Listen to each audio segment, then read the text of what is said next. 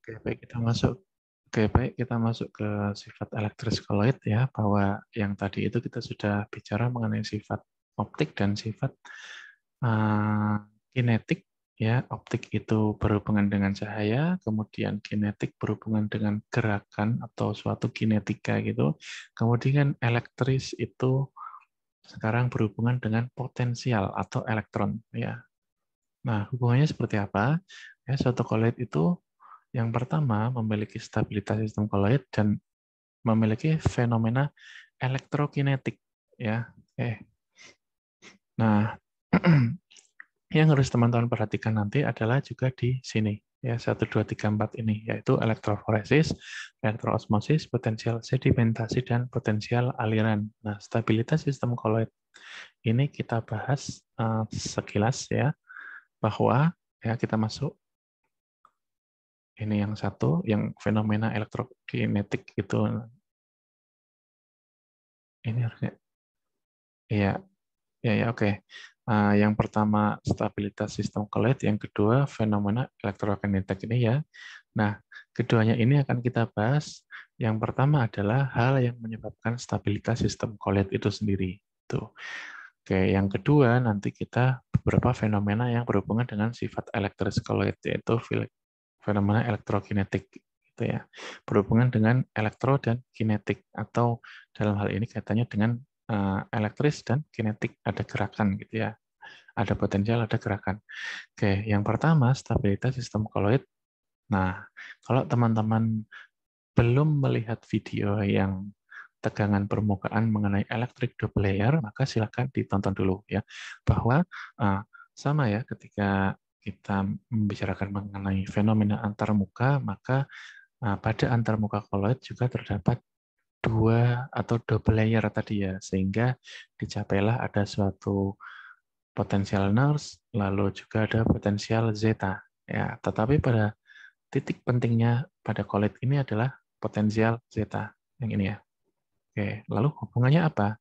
Ya bahwa kestabilan suatu koloid itu berhubungan dengan potensial zeta, yang pada artinya nanti potensial yang ada di sini ya, dan senyawa senyawa kan di dalam pelarutnya nggak cuma satu ini, akan tetapi ada banyak sekali ya. Contohnya senyawa 2 saya tulis di sini yang juga memiliki 2 lapisan ya, double layer.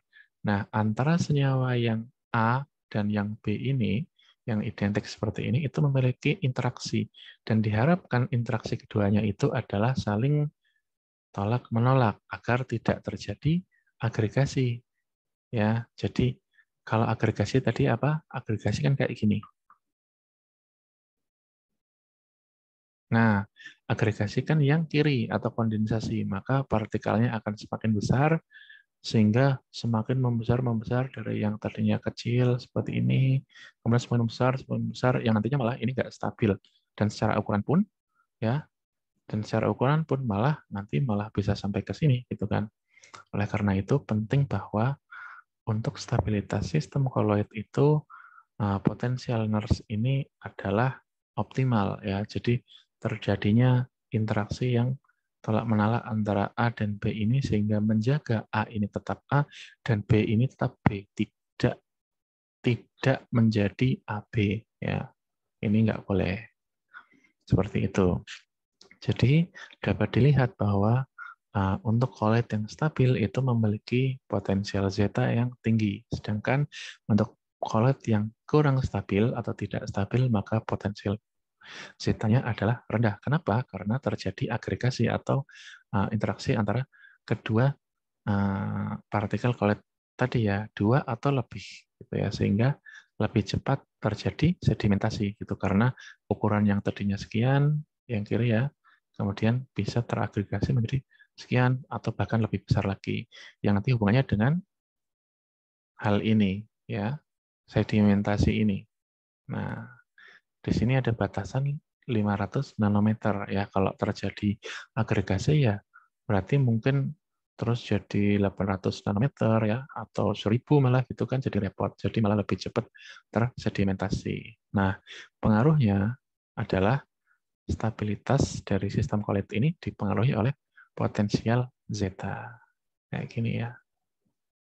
Oke, jadi seperti itu. Lalu selanjutnya yang kedua adalah fenomena elektrokinetik dari suatu koloid. Ya, yang pertama adalah elektroforesis. Ya, suatu koloid memiliki fenomena elektroforesis. Yang kedua elektroosmosis. Yang ketiga potensial sedimentasi. Yang keempat potensial alir. Gitu. Artinya apa? Teman-teman yang ini harusnya sudah dapat ya di biologi molekuler. Saya nggak tahu sudah dapat belum. Elektroosmosis juga ini harusnya sudah, tapi nanti kita jelaskan ya. Lalu kemudian ada potensial sedimentasi dan potensial alir. Oke, kita masuk ke elektroforesis dan elektroosmosis ya.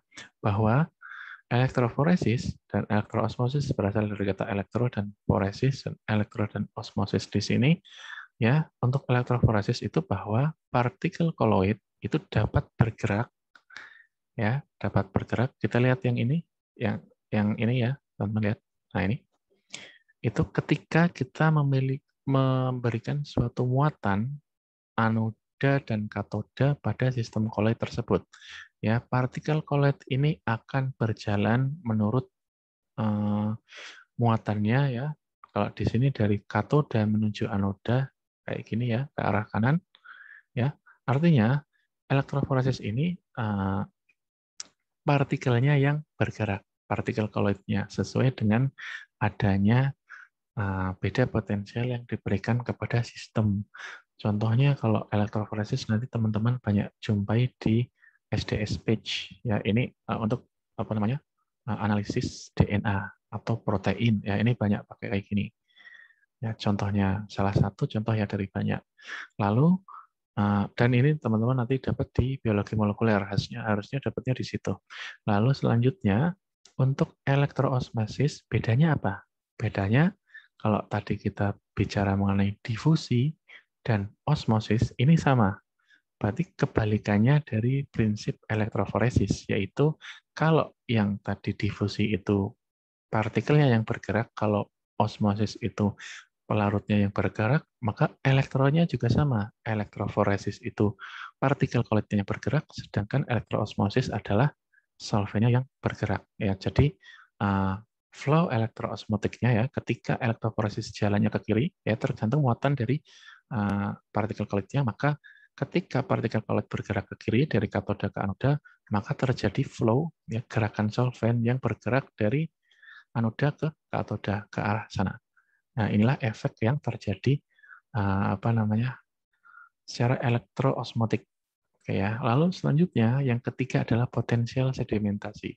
Potensial sedimentasi maksudnya apa? Kita kembali sedikit ke tadi ya, yang kerupuk-kerupuk itu. Nah, seperti ini ya.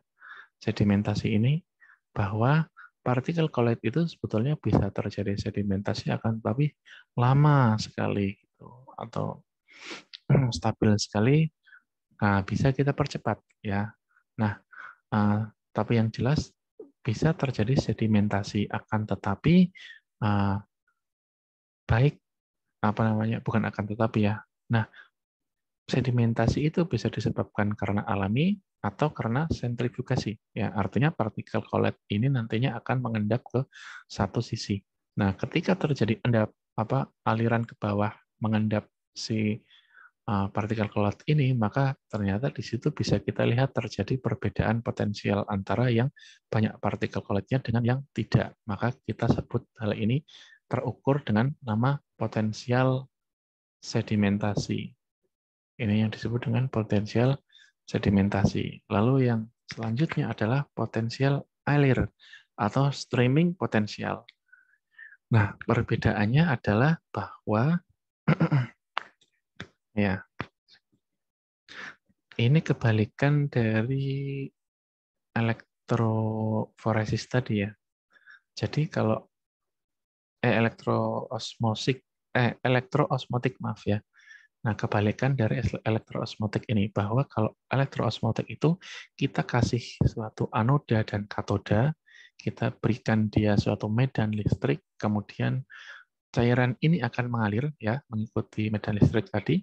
Maka kebalikannya bahwa yang kedua kita tidak memberikan medan listrik dari luar ya, bukan medan listrik, potensial dari luar, tetapi sekarang kita gerakkan ininya, apa namanya, larutan koloidnya, ya, maka terjadi suatu stream, ya, artinya aliran dari suatu koloid. Nah, ternyata ketika kita mengalirkan atau membuat koloid itu bergerak, ya, kita mengalirkan suatu koloid ini dan kita pasang anoda dan katoda pengukur, ya, maka ternyata tercatat suatu beda potensial, ya, timbul potensial karena akibat dari potensial akibat dari adanya streaming atau aliran dari suatu koloid. Nah, inilah yang kita sebut dengan potensial alir. Ya, sifat koloidnya itu seperti itu.